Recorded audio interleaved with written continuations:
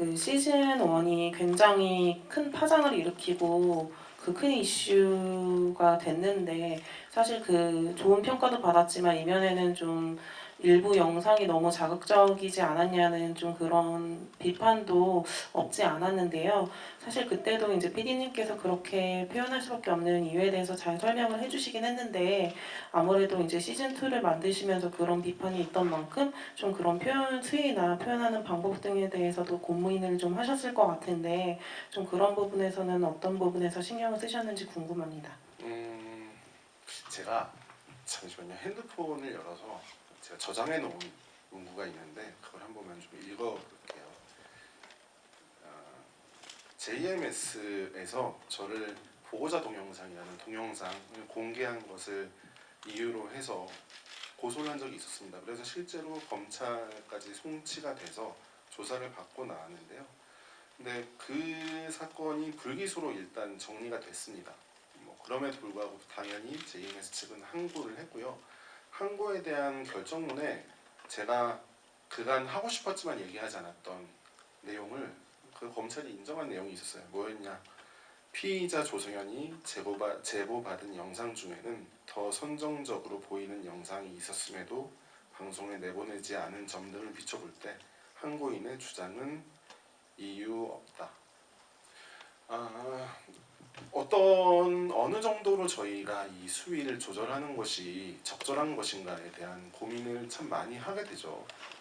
근데 저는 저의 방송 프로그램에 나오시기로 하는 그 약속을 해주신 분들의 한 분 한 분의 그 어려운 선택, 내가 나가서 그들에게 나의 고통, 가족들에게도 말하지 못한 그 고통들을 증언하기로 했을 때 그분들이 얼마나 어렵고 힘든 결심을 했는지를 알고 있습니다. 제가 그분들에게 약속하는 건 이 사건이 있는 그대로 알려질 수 있도록, 그리고 이 사건이 어떤 것이었는지 모든 사람들이 알 수 있도록 하겠다라는 것이었습니다. 저널리즘이라는 것이 사실 그런 거죠. 있는 사실들을 전파하는 것, 있는 그대로. 그래서 우리가 알아야 할 것들을 알게 만들어주는 것. 그런데 제가 이거는 저의 생각일 수도 있습니다만 방송 심의 규정 혹은 저널리즘에 대해서 사람들이 생각하는 것 중에는 이런 측면도 있는 것 같아요. 그러니까 저희가 적절한 수위를 지켜서 보여주는 것, 적절한 수위를 갖춰서 그것들을 얘기하는 것. 메이플이라는 피해 여성이 저희 방송, 그러니까 시즌 1 나가기 전 6개월 전에 한 방송사를 통해서 본인의 인터뷰를 거의 비슷한 내용들을 얘기를 했습니다. 근데 누구도 기억하지 않고 아무도 그것에 대해 반응하지 않았어요. 저는 그 차이가 결국에는 피해자가 얘기하려고 했던 내용들을 스스로 점잖게 저희들이 그것을 깎아낸 것이 문제는 아니었을까라는 생각을 합니다.